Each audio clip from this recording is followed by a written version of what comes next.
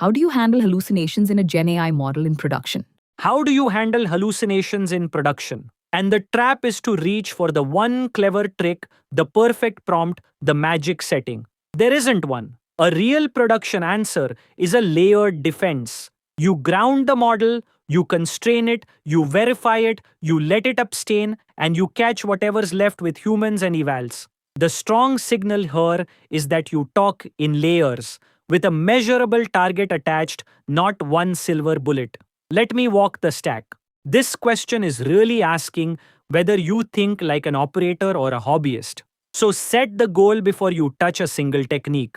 You are not zeroing hallucinations out, you're reducing them and containing them. Pick a target, say faithfulness of at least 98% on a golden set, and pick a policy for the residual, the ones that slip through. Everything after this is in service of that number. So, layer 1, and this is the biggest lever by a distance: grounding. Attach retrieval, RAG. You fetch authoritative passages from your own trusted source and you instruct the model to answer only from those passages and to cite them. This is the move that kills most extrinsic hallucination. They invented stuff because now the answer has an actual source behind it instead of coming from the model's memory. If you only remember one layer, remember this one. Layer 2 is constraints. Your system instruction does real work here. Tell it plainly. If the answer isn't in the provided sources,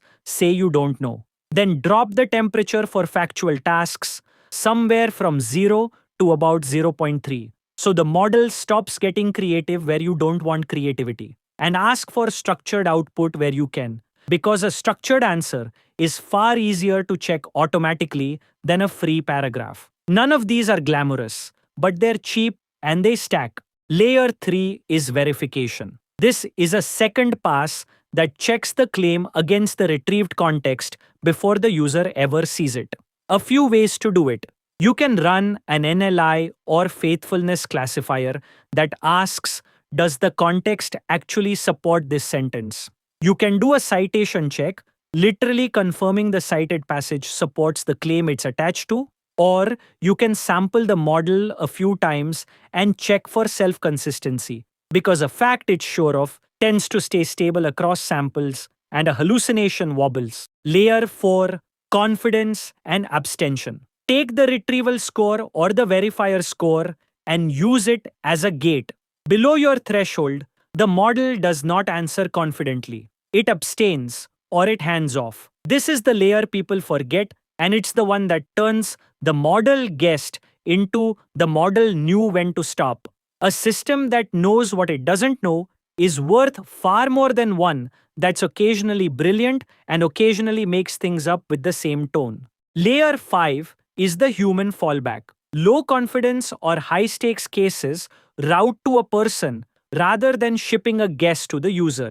And layer 6 is evals and monitoring, which is what makes the whole thing a system instead of a hope. You keep a versioned golden set and you measure it offline, faithfulness and groundedness before every single change. Then online, you watch the live signals, thumbs down rate, correction rate, user reported errors. And crucially, every failure you catch in production goes back into the eval set, so the same mistake can't ship twice.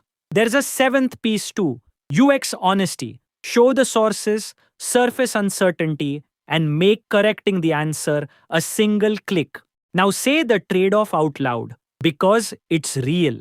Every one of these layers adds latency and cost, and abstention lowers your coverage, the share of questions you'll actually answer. A verifier pass can roughly double your per query latency and cost because you're running the model's work twice. So you don't apply the heavy layers everywhere. You apply them where the stakes justify them. A medical answer gets the full stack. A tone suggestion in a writing tool does not. Let me make it concrete.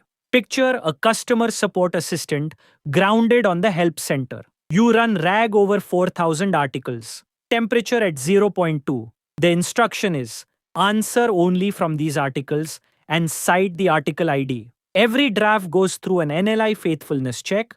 and anything under 0.7 retrieval confidence gets routed to a human agent instead of answered. Offline, you score a 500 pair golden set every week against that 98% faithfulness target, and you watch thumbs down live. On a setup like this, hallucinated answers typically fall from somewhere around 12% down to about 2%, while the bot still deflects roughly 40% of incoming tickets on its own. That's the shape of a real win. You didn't kill hallucination, you contained it to a level the business can live with, and you kept enough coverage to be useful.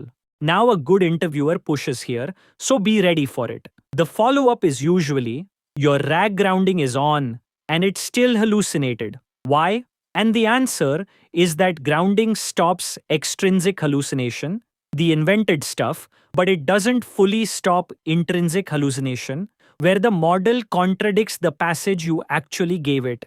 It can misread the source, blend two passages, or overgeneralize from them. That's precisely why the verification layer exists and why it checks faithfulness against the retrieved context specifically, not against the world.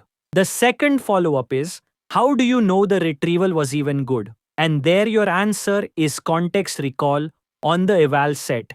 If the right passage wasn't in what you retrieved, no amount of grounding instruction saves you. The model was working from the wrong source. So, grounding and verification handle different failures, and you need the evals to tell you which one broke. Naming that split, extrinsic versus intrinsic, retrieval failure versus generation failure, is what shows you've actually debugged one of these in the wild. So, what makes them lean in? First, you led with grounding and evals, the two highest leverage layers, instead of opening with prompt tweaks.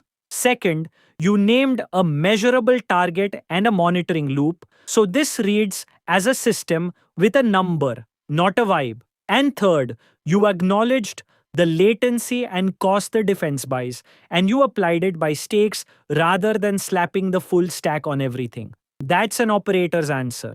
The traps here are common. The first is, we'll add a better prompt as the entire answer. One layer is not a defense, and it tells them you've never actually shipped this. The second is having no eval set, which means you have no way to know whether any of it is working, you're just hoping. And the third is forgetting the fallback. What does the product actually do at the moment the model shouldn't answer? If you can't answer that, you don't have a production system, you have a demo. So the whole picture, ground it with retrieval, constrain it with instructions and temperature, verify each claim against the context, let it abstain below a confidence threshold, fall back to a human on the hard cases, and measure all of it on a golden set with a live monitoring loop. Apply the expensive layers by stakes, not everywhere. Here's the line to carry in. Ground it, constrain it, verify it, let it abstain,